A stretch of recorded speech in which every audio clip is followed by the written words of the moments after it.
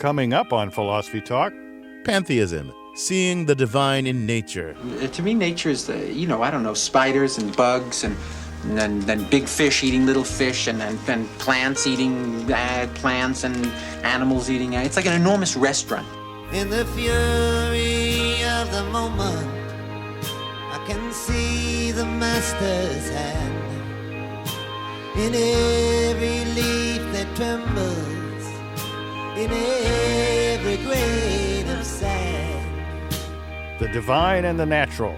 The divine in the natural. What does it mean to worship nature? How can we make sense of pantheism in a scientific age?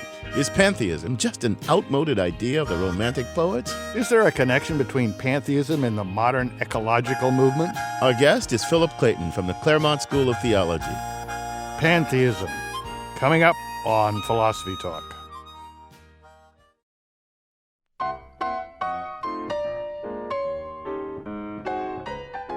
Welcome to Philosophy Talk, the program that questions everything. Accept your intelligence. I'm John Perry. And I'm Ken Taylor. We're coming to you from the studios of KALW San Francisco. Our conversation started down the road at Stanford University, where both Ken and I teach philosophy. And today we're going to talk about pantheism. Pantheism, the view that God is identical with nature, and therefore nature is to be worshipped. Well, that's close, John, but let's be more precise. Pan means all, and theism is belief in God. So strictly speaking, pantheism is the belief that God is everything, and everything is God. Pantheists believe, in effect, that God is identical with the universe, with everything. Well, is that really all that different from Christianity or Judaism? I mean, in catechism class, I learned that God was immanent in the sense that he pervades the entire universe. Well, there are two really big differences. Pantheists deny, first of all, that God is a person in the way that Jesus Christ and God and the Holy Ghost are three persons, one substance. And they deny that God is transcendent. Transcendence. That's the view that God is something above and beyond the world, that he transcends the universe, which, after all, he is allegedly created.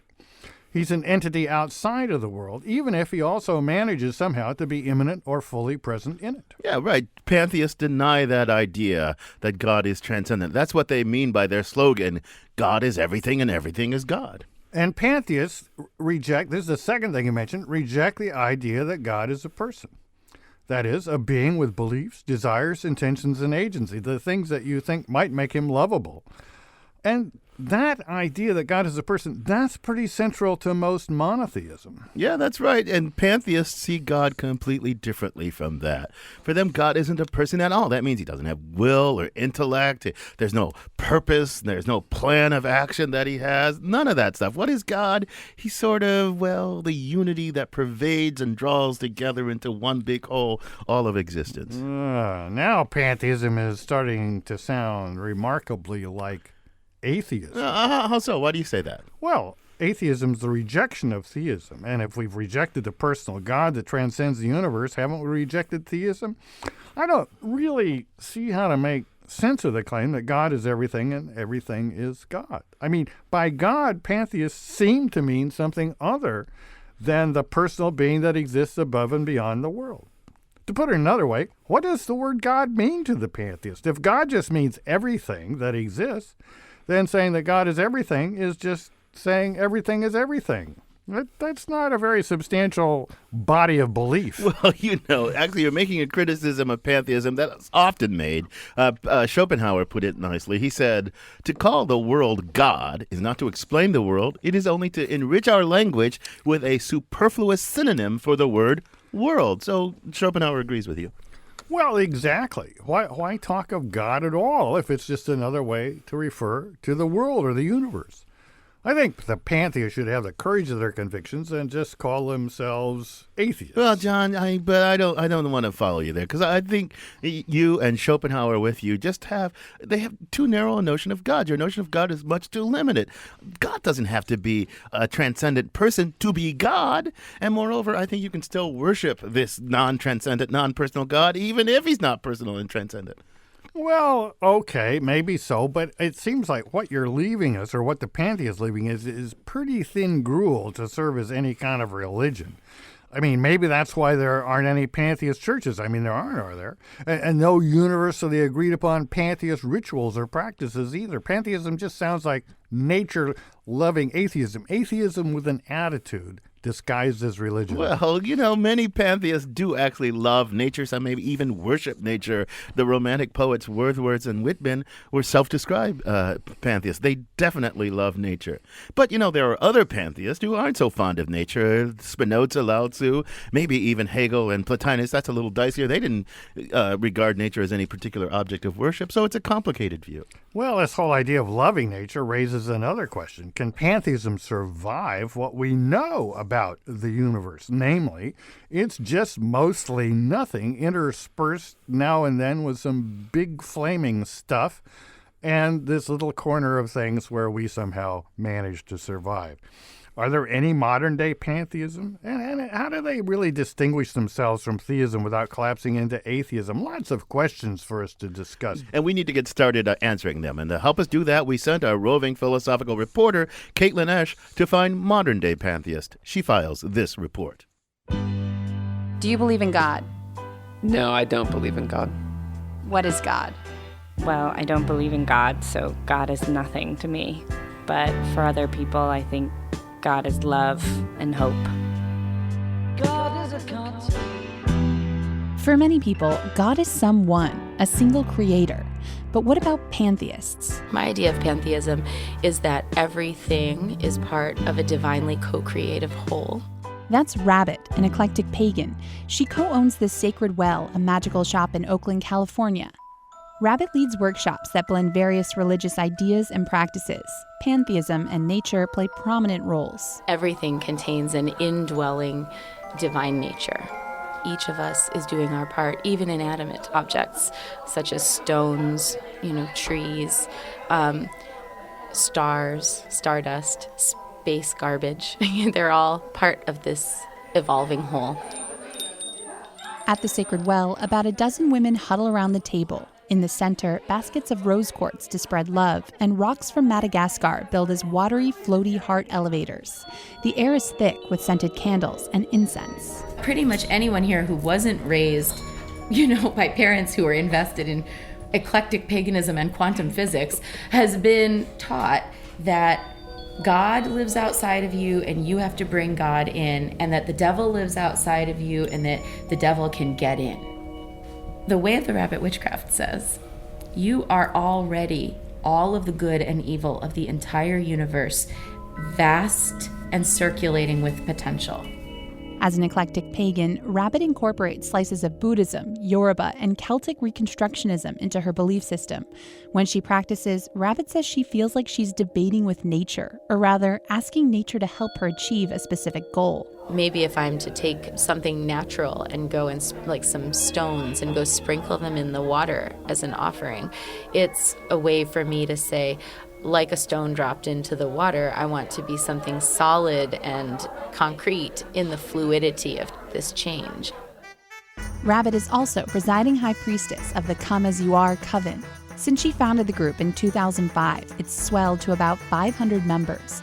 Rabbit says the coven embraces a range of believers, but tends to emphasize nature and service to others. And they gather every full moon. In a given ritual, we might put all of our focus on, say, the wolves. We might align ourselves with the spirit of the willow tree, and we might tap into the wisdom that the willow can offer by exploring what kinds of medicines it's been used to make and how have the branches been used in different ceremonial practices.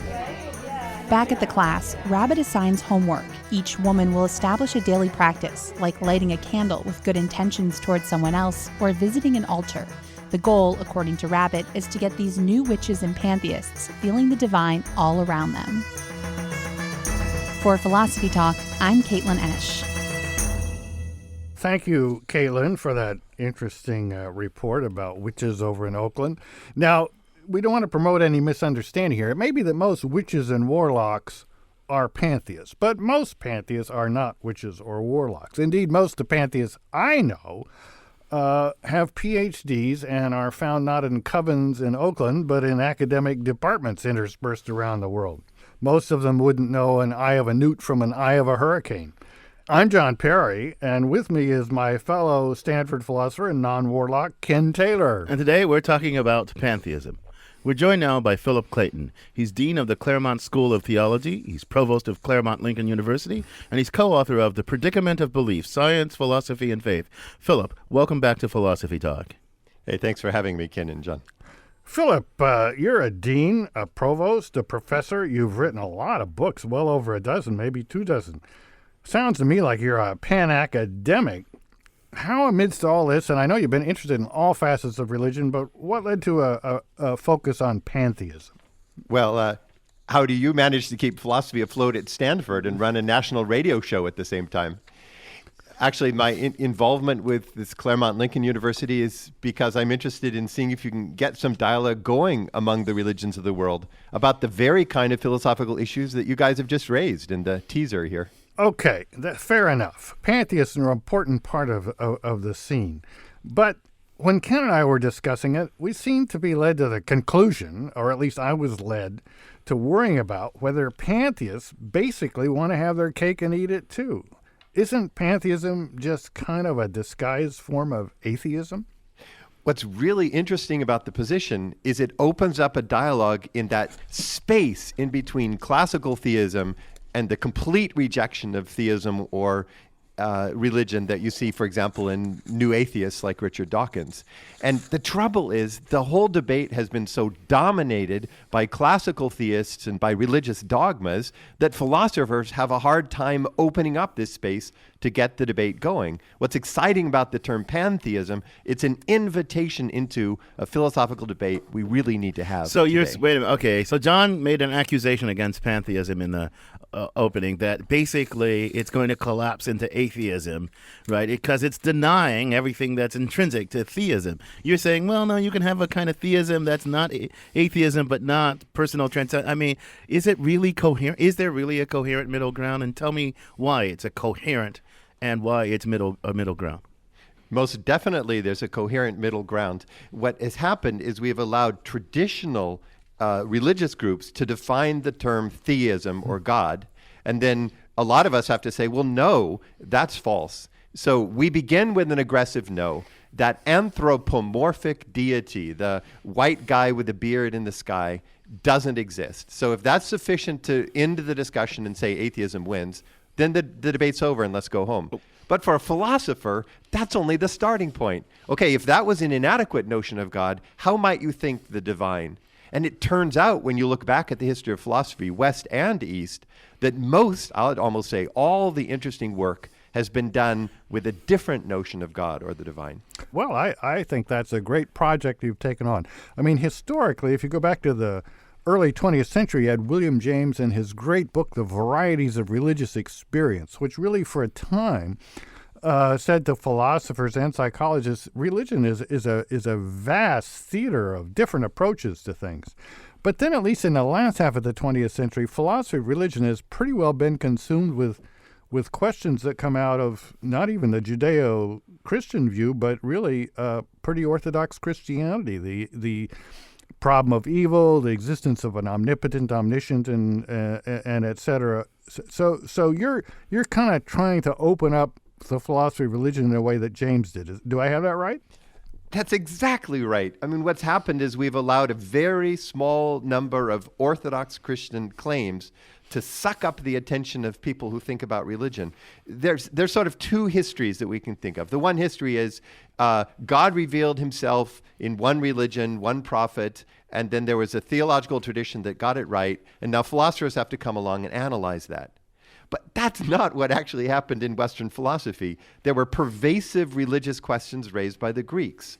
Plotinus synthesized Plato and Aristotle into a new monistic approach, which you've already mentioned was pantheist. Neoplatonism continued as the dark underbelly to the church for centuries and centuries. The medieval mystics played continually with unity language that resonates with pantheists like myself. Guys like Cusa and Bruno and just before the modern era. And then we had this brilliant pantheist thinker, Baruch Spinoza, living in the 1600s. and espousing a unity understanding, a metaphysic of great sophistication, and also warm and inviting to science. So we're going to dig into this, Philip. There's a lot that you've hinted at here. We're going to have to dig into this more deeply. You're listening to Philosophy Talk. Today, we're talking about pantheism with Philip Clayton from the Claremont School of Theology. What's the religious impulse that would lead someone to believe in pantheism? What does adopting pantheism get you? What does it get you that some other belief system or no belief system at all might not get you? Pantheism, divinity, and the religious impulse, when Philosophy Talk continues. I wish to be a big cactus with a pink flower on it, and the flower would be its offering of love to the desert, and the desert so dry. God and nature, nature and God. Could it all just be one big divine whole?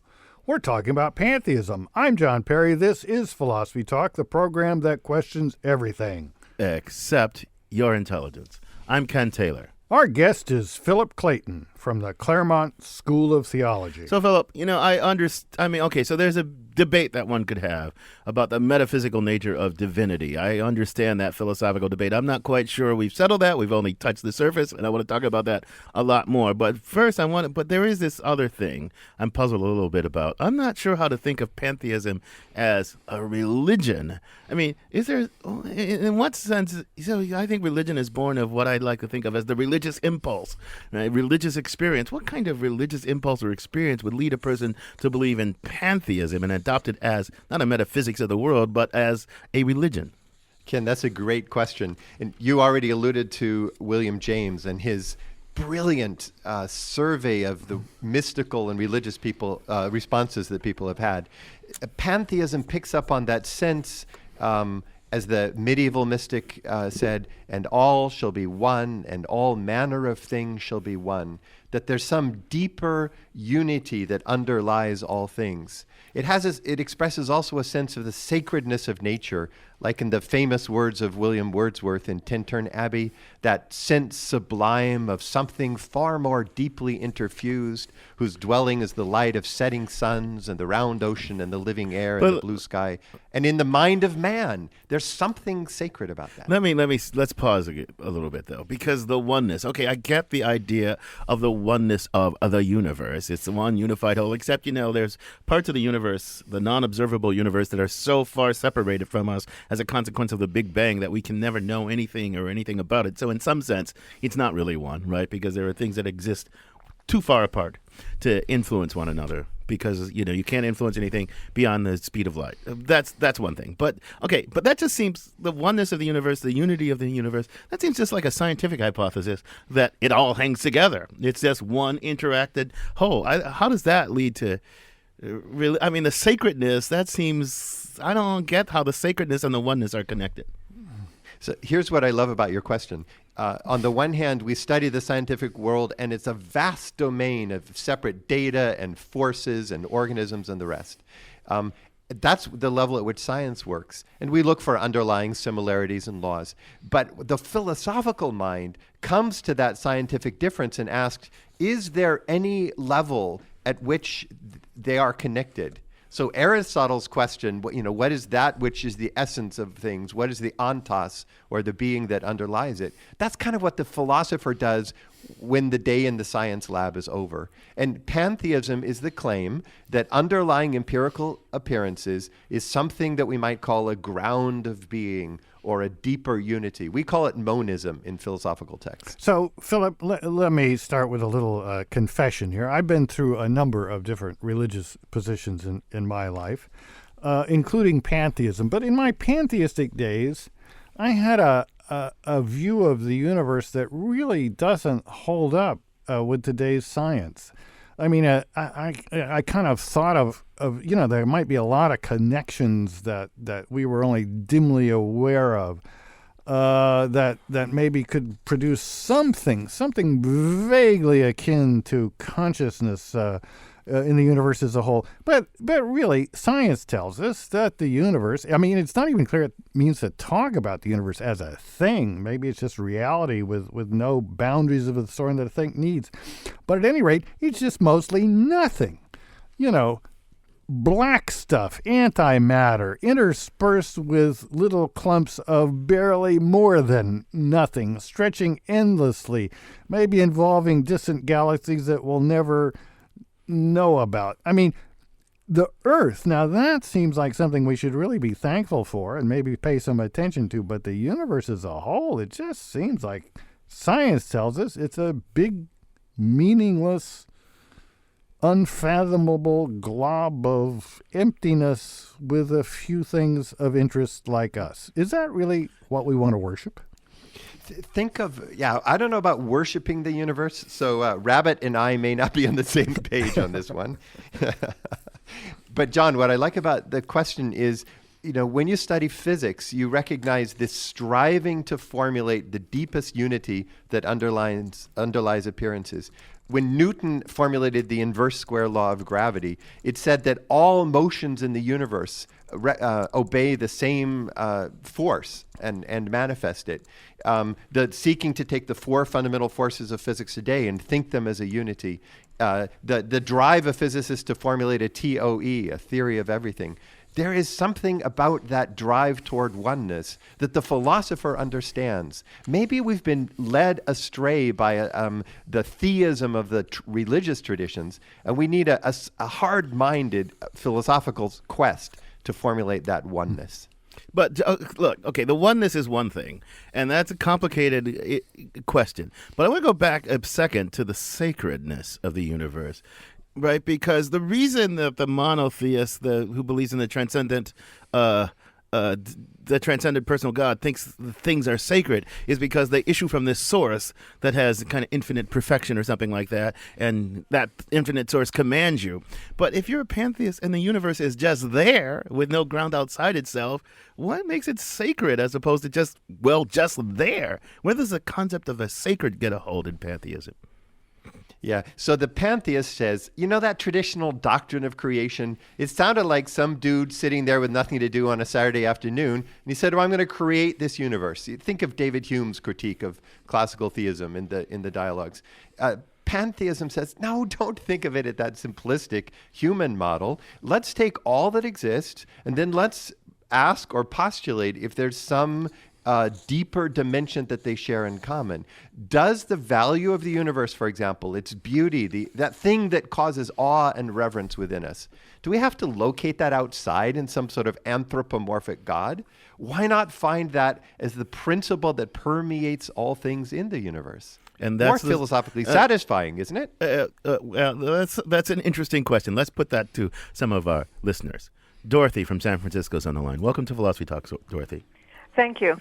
2 points. One, my experience with pantheism, I'm basically a longtime neo-pagan. The traditional religions, at least in monotheistic religions, and certain elements of Western philosophy tend to separate humanity from the rest of the universe, whereas the pantheistic approach integrates humanity. If we are part of the universe, we are not separate from it. And so it ties in with what you're talking about with the quest for oneness, that we are already one with the universe. We are made from star stuff, if you like. When you look at this scientific explanations as to how and life and water got here from extraterrestrial meteorites and so forth. Secondly, in the neo-pagan community, or at least most of it, the word warlock is not used to mean a male witch. It is considered an insult. A male witch is either a witch or a wizard. Oh, thanks, Dorothy. It's good to be educated on that point, and my apologies to all the wizards and male witches in the world. Dorothy raises a number of good points, but in particular, Philip, I'd like you to say a little bit about humanism versus pantheism, because I think from the point of view of traditional Christianity, these are maybe just part of the same whole non-Christian ball of wax, but they're really quite different, right? Yeah. The religious practices we might associate with this philosophical view are varied, and maybe we can talk about those later. But, Dorothy's comment makes me think there's an interesting part of pantheism. Imagine that we took it as an inferential conclusion from contemporary science. Physics speaks of core physical forces that unify all things. What does evolution teach? That humans are not ontologically separate, that there are only quantitative differences, say in brain complexity, between ourselves and other animals, that all living cells are traced back to the first prokaryotic cell. So pantheism might be a more accurate inference from evolution today than traditional theism. But Philip, okay, so you're saying one of the benefits of pantheism is it's not at odds with science. I mean, if God is the great unifying one, and science is the way to study the great unified one, then science is studying God, and there's no big conflict. I get that, but what does pantheism add to the deliverances of science? I mean, okay, science teaches us something about humans, their place in the universe, all that sort of stuff, how the universe is built, where it came from, sort of, right? But what does pantheism add to that? I know what Christianity adds to that, right? The great created thing and the purpose that pervades all being is given by this outside being who created it for a reason. What does pantheism, though, add to science? It reminds me of Kant's claim in the Third Critique of a teleology without a telos. In other words, some sort of purposiveness is recognized and acknowledged in the world without some ultimate telos, like, the final judgment or something. Here's another argument you could make. We have the intuition that there's inherent value in persons, in life, in the universe. Philosophers call this axiology. Often values are based in some external God. But what if we took the philosophical position, as many have done, that those values are a part of being itself? Well, pantheism is a way of expressing that. Nicholas Rescher argued this in a recent book, for example. And finally, there's the pragmatic argument that with pantheism, people will be more inspired to act in an environmental way toward the planet. So Philip, the last thing impinges on something I was going to ask. That is, one way to get content into a set of views, a set of religious views, is to see what the ethical implications are. It's pretty clear, or relatively clear, with traditional Christian theism. You're supposed to obey God and so forth and so on. With pantheism, it's not so clear. I mean, is it even for example, humanists think humans are very valuable, but it's not clear to me why pantheists should think humans are particularly valuable. They're, after all, destroying a great deal of the ecology on Earth. But then you might ask, well, what's so great about the ecology on Earth? I mean, the universe is a huge place. It's apparently got galaxies upon galaxies, many of which are spawning solar-like systems that probably have Earths. What's so important about ours? Matter of fact, what's so important about consciousness? I mean, doesn't kind of the worship of everything undermine what's necessarily for ethics, namely the particular valuing of some things? What if I said that the planet or the ecosystem or the life forms that you and I can take care of are those on this planet? We don't own and can't influence the ecosystems of some ancient planet, but the ones here we can make a difference on. We need a philosophical view that makes sense of that in the demise of classical theism, which has lost its hold for many people. How can we formulate this obligation that I have toward you, toward the entire ecosystem I'm a part of? This is a powerful way to do it. Jack from Berkeley's on the line. Welcome to Philosophy Talk, Jack. Hi, Ken. Gentlemen, I just want to say I enjoy your program very much and listen often. Following what we've been talking about, I really think what we're seeing here in pantheism is the reconciliation of a false dilemma. As I see it, the thing that makes us human is this religious impulse from religio, wanting to link human consciousness to the source of consciousness, to understand our position in the universe. And, of course, those, as you fellows well know, was united at one point, and then it became necessary to split science from religion so that science could progress and escape dogma. But in doing so, we have this completely disenchanted, sort of the universe that that you guys have been mentioning, which is disenchanted, sort of purposeless, random chance creating, etc. But that's the mistake. If we imagine creation at every level, and we look around, there's been a tremendous amount of creation at every level, and we hold the position that it's not just random chance, that we have this orientation to a larger whole. And now even in quantum physics, when we look into it, that what appears to be empty space is in fact the quantum void out of which all the subatomic particles sort of boil up into existence. So it's much more interesting than a sort of vast, empty, cold, dark, senseless space within which the human drama is taking place. Jack, fascinating stuff. Thanks for the call. So Jack is saying that pantheism returns us to the undivided wisdom of earlier eras. You agree with that, Philip? Yeah, that's right. Yeah, we think of this as it's basic in some of the Eastern traditions that are beginning to influence Western philosophers and thinkers. The Buddhists call it pratitya samutpada, or codependent arising. All things arise in a sort of causal relation to each other. Spinoza talked about the same thing. We're all modes of one eternal, he called it Deus sive natura, God or nature. I don't care what you call it. There's some connected whole. We exist as modes or expressions of that one whole, and that does influence how we think. Okay, but live. I don't get the theism part. I get that. We're one connected whole. We're all part of the connected. Everything is in dynamic interaction. Everything depends on everything else. Okay, and be awestruck by that. I get that. I'm a cold scientific guy, but I don't see where that makes for a religion. But you know what? You can tell me why I'm wrong about that after a break. You're listening to Philosophy Talk. We're talking about pantheism with Philip Clayton, co-author of The Predicament of Belief, Science, Philosophy, and Faith. Are there any particular rituals or practices that belong exclusively to pantheism? Tree hugging, maybe? Is there a church of pantheism? Or is it just not the kind of religion that gets practiced like that at all? Pantheism and religious practice, when Philosophy Talk continues.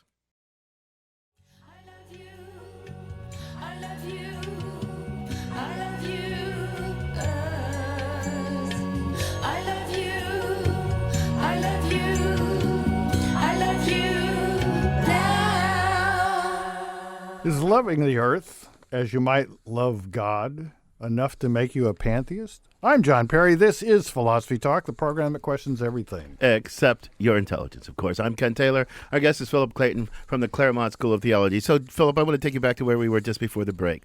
Okay, I get the universe is one great whole. It's an awe-inspiring whole. Believe that. An atheist could believe that. I still don't see what pantheism adds to scientific truth plus wonderment at the vast complexity of the universe. What does it add?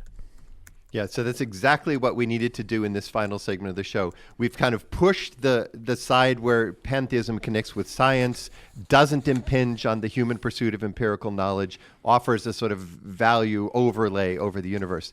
That's the one margin or edge, pushing as close to Richard Dawkins as you can get without losing the pantheist side. But now push toward the other side. How close might it be to traditional theism? Let's think of that traditional Quaker belief that there is that of God in each one, that the God or the divine is manifested in each one. Take the pantheistic mystical Jewish text called Kabbalah, which says that the spark of the divine was shattered and sent out throughout the world, and that in Hasidism one finds that spark in the other. Rosenzweig and others write about this. Or finally, take the great Hindu traditions of, say, Shankara, where they call it Nirguna Brahman, the Brahman which has the attributes of Sat Chit Ananda, being, consciousness, and bliss. It's a theistic position, just in a much broader and I'd say more interesting sense of theism than you get in your local Methodist church. Well, that's all very nice. But, I go back to something you were saying towards the end of the last part of the show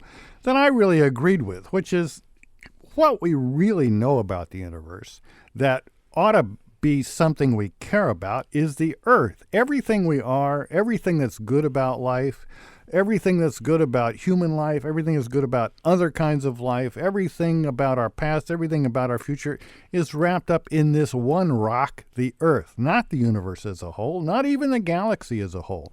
And so when you were talking that way, you were getting close to my own view, which is we ought to worship the earth. I have an essay by that name, which I will throw up on the website. But it seems to me that that message gets diluted when we talk about pantheism and worshiping the universe as a whole. We don't know beans about the universe as a whole, or at least what we know about it doesn't suggest it's a reasonable object of worship. It's something that we might call a big accident if the notion of an accident made any sense for the universe as a whole. What we do know is that the earth is important, and that if we care about it, we might actually make it better for the things, at providing the things we care about. So do you really want to call this pantheism? Why not call it eartheism? Yeah, and the word pantheism was a label created by our opponents to say, oh, you guys are idiots because you say that all is God and God is all. Clearly, God is not, the garbage can or an evil person like Hitler, therefore your position is absurd. We prefer terms like monism or dialectical monism or something. I use the term panentheism in philosophical circles. But John, your comment makes me think of a panentheist primer. So you start with recognizing something divine in your partner, your friends, your family, those closest to you. Then you recognize that that's in the human image. So now you become sort of a humanist, and then you begin to recognize not just humans, but other life forms are a part of the same great chain of being. Then you recognize the ecosystem or the life system as a whole on the planet shares in the same way. And then as you study physics, you recognize it's a part of the same chemistry and physics that pervades the universe. But I'll let you start with your wife if you want. Okay, so we've got a caller on the line. Keith, welcome to Philosophy Talk. Keith from San Francisco. What's your comment or question? My question is, what would you call someone who is not a believer in a personal God, but would not be a monist or pantheist? Most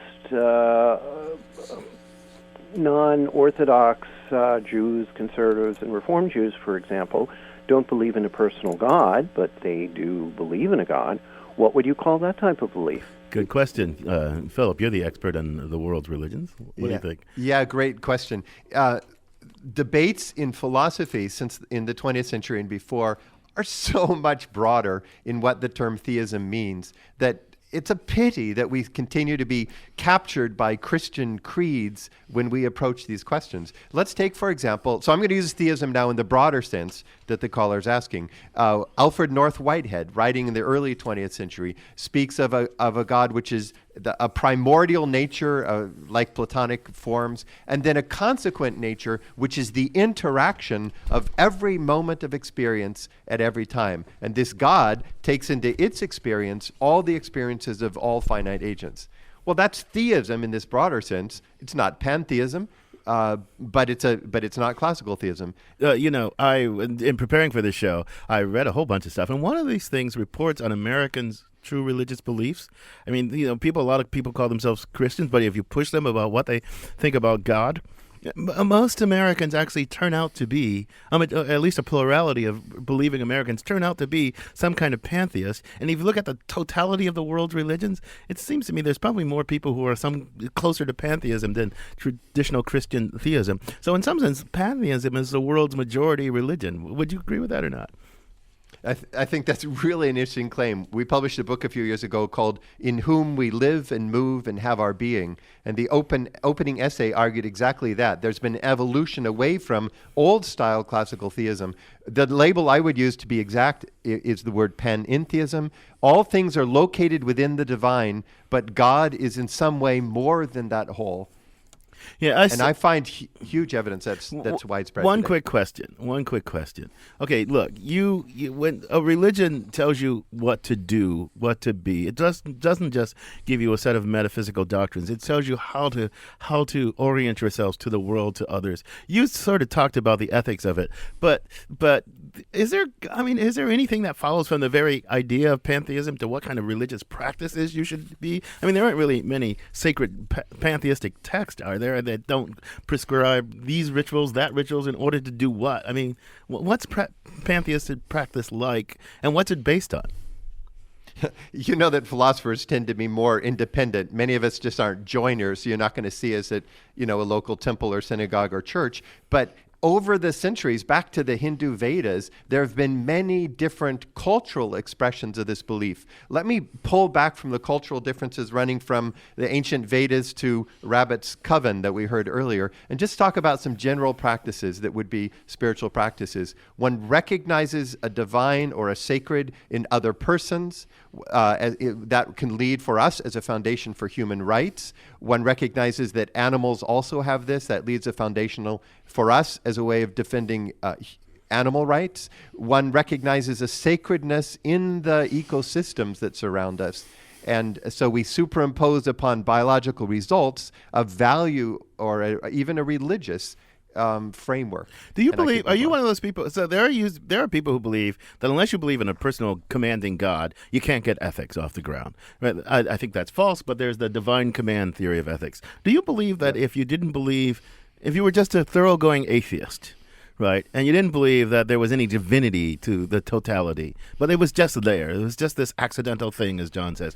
Are you one of those who believes you couldn't get morality going on a totally theistic, naturalistic, materialist basis? No, I'm not. But it's interesting to take some new atheist writings, and when you push them, you wonder, are they verging on something like the pantheism we've talked about? Take Sam Harris's brilliant 2010 book, The Moral Landscape. He tries to derive the values from science alone, and yet on the margins, there's a sense of value that he grants.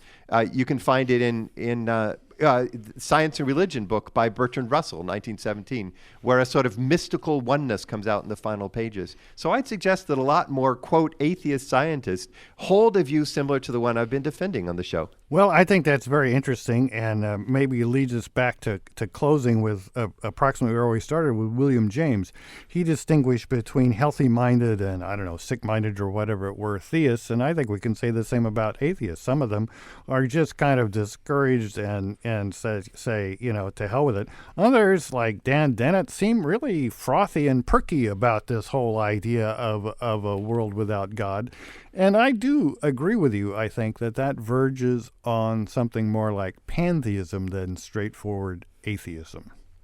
So I'll close by saying, there was a day when materialism really seemed like the scientifically and philosophically best defended view, but it's kind of hard to be a materialist nowadays, given what we know about ecosystems and life, and given what we know about the nature of quantum physics. So if materialism is off the table, we want to begin with naturalism and then recognize a universe of value, or at least a planet of value that surrounds us. Don't we need something very much like the position we've been discussing? Philip, on that all-encompassing conclusion there, I'm going to thank you for joining us. It's been an all-encompassing conversation. Our guest has been Philip Clayton. He's Dean of the Claremont School of Theology and Provost of Claremont Lincoln University. He's co-author of The Predicament of Belief, Science, Philosophy, and Faith. And there have been lots of calls here that we couldn't get to, but this conversation continues, and you can still participate on our blog, the blog.philosophytalk.org, where our motto is Cogito Ergo Blogo. I think, therefore I blog. And you can also follow us on Twitter and find out more by visiting our very, very active Facebook page. And you can sign up to get the free weekly podcast of Philosophy Talk. You do that on our website, philosophytalk.org. Now let's use philosophical thinking to help a listener work through a real-life problem. That's what we call a conundrum. And we've got a caller on the line now. Sherry, welcome to Philosophy Talk. Thank you. Sherry, tell us where you're from and a little bit about yourself. I am a philosophy professor at the University of Oklahoma in Norman, Oklahoma. Okay, so Sherry, tell us your conundrum. Well, my conundrum has to do with the hiring of felons. I have a friend who got out of prison several months ago and tried really hard to get a job, and he would drop off his resume and he would get called back for interviews quite frequently, but as soon as it came time for him to disclose his criminal conviction, immediately the matter would drop. He wouldn't have any further contact with the employer. So my conundrum has two parts.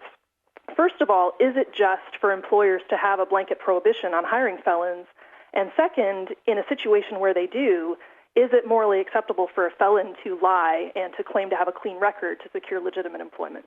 Well, let me start with the second question. I think it's okay for the felon to lie if he realizes that admitting that he has a felony will mean he doesn't get the job. It's situational. Let me give you an analogy. Suppose I have a tattoo someplace that's not immediately visible unless I disrobe to an extreme extent. And I realize the employer has a ban on tattoos. And I think that may be pretty reasonable for his purposes. But what he has in mind is tattoos that are visible on arms and necks and might put off his clientele, who are maybe, I don't know, dainty ladies of an elder age or something. But my tattoo's irrelevant. It's on my butt. They're not going to see it. So I don't see anything wrong in lying in that situation. So similarly, if a felon has a blemish on his record, but he's really convinced that his felonious days are over, I mean, if you need a job, you need a job. That's my view. Yeah, well, let's take the first part of that question. Our society has this complicated view about felons, okay, and their rights and privileges and immunities and all that stuff. Okay, but now let's ask about the employer, right? One of the reasons, if I were an employer, one of the reasons I might have a blanket prohibition on hiring felons is because, well, I look around and I see the recidivism rate in this society, which is tremendous. I mean, one of the things our prisons are for is crime school. So you go in there, and instead of getting rehabilitated, instead of getting employable skills, you get educated into how to be a better crook. So people come out, and they go back in, then they come out, and they go back in. So if I'm the employer, it seems to me it's reasonable of me to not want to have to deal with this. Now, there might be an ex-felon who, is gone straight and is going to be a good guy or a good gal and is going to do the right thing. But how do I know that? I mean, I'm kind of making decisions under uncertainty. Well, I think that as a society, we need to do a better job of helping to manage the risk. I also do think, though, that it's reasonable to ask employers to consider moral considerations and not just economic considerations when they think about their hiring policies. When you discriminate against people in employment and you discriminate against them in housing and in myriad other ways, it eventually becomes inevitable that in one way or another they're going to have to do something to get money and to survive, and crime is often part of that. Well, there's a bit of a paradox there, too. Now, some employers and some landlords who don't want to rent to felons or even people with more than 2 misdemeanors have the ability to check that, but lots of them don't. Now, there's 2 kinds of felons, those that got a felony conviction because they're dishonest, bad people. Well, they're going to lie to you. And then there's the felons that didn't do much of anything wrong, know they didn't do much of anything wrong, and know that it's irrelevant. They're going to lie to you. And then there's the super honest, super innocent, absolutely driven by duty ex-felons. They're the only ones that'll tell you the truth, and they're the very ones you would want to hire. You'll exclude with right. this policy. So it's not a very clear policy. But go back to John's situation of the ex-con lying when he believes it's irrelevant, and he needs, even if he believes it's relevant and he needs the job, and his alternatives are go back to prison or get a job and lie. Only Kant and a few other people think there's an absolute prohibition against lying. I don't think there's an absolute prohibition against lying, especially when you're faced with a morally imperfect situation, and it's not your duty to, do the absolute morally perfect thing in a morally imperfect situation. Same thing for the employer, though. I don't know that it's his duty or her duty to do the morally best thing in a morally imperfect situation. They're both faced with kind of moral imperfection. Well, I can certainly sympathize with such an employer because I don't want to have to question this guy and find out if his felony is really relevant and then make a decision that might be wrong. But still, that's probably my duty. I have a good to offer. We're prohibited from taking certain things into account, not that people don't, like race and gender and age. But I think you have a responsibility to try, particularly since the government has failed in its responsibility to make the term felon mean much of anything. I mean, felons can be people that smoked a little dope at the wrong time. Yeah, so the bottom line is, if you're a courageous employer, do the right thing. And if you're a felon who knows that you're going to do the right thing, don't be afraid to lie. How's that for a solution, Sherry? Well, let's also say if you're in government, you should fight for policies that help to reintegrate felons into society, too. Let's add that on. Okay, there you go. So I think we're all in agreement there. Conundrum solved. Thanks, Sherry, for sharing your conundrum with us. Well, thank you. It was a pleasure talking with you. If you have a philosophical problem or quandary that's affecting your work or your play or keeping you awake at night, John and I would be happy to lend an ear and maybe give you some sound advice. Go to the Philosophy Talk website and poke the conundrums button with your mouse, or just send an email to conundrums@philosophytalk.org. Philosophy Talk is a presentation of Ben Manila Productions and the trustees of Leland Stanford Junior University, copyright 2012. Our executive producer is David Demarest. The program is produced by Devin Strolovich. The director of research is Laura McGuire. Thanks also to Chris Hoff, Burl Kessler, Dave Millar, Jimmy Tobin, Corey Goldman, and Mark Stone. Support for Philosophy Talk comes from the Templeton Foundation and from various groups at Stanford University, the Friends of Philosophy Talk, and the members of KALW San Francisco, where our program originates. The views expressed or misexpressed on this program do not necessarily represent the opinions of Stanford University or of our other funders. Not even when they're true and reasonable. The conversation continues on our website, philosophytalk.org. I'm John Perry. And I'm Ken Taylor. Thank you for listening. And thank you for thinking.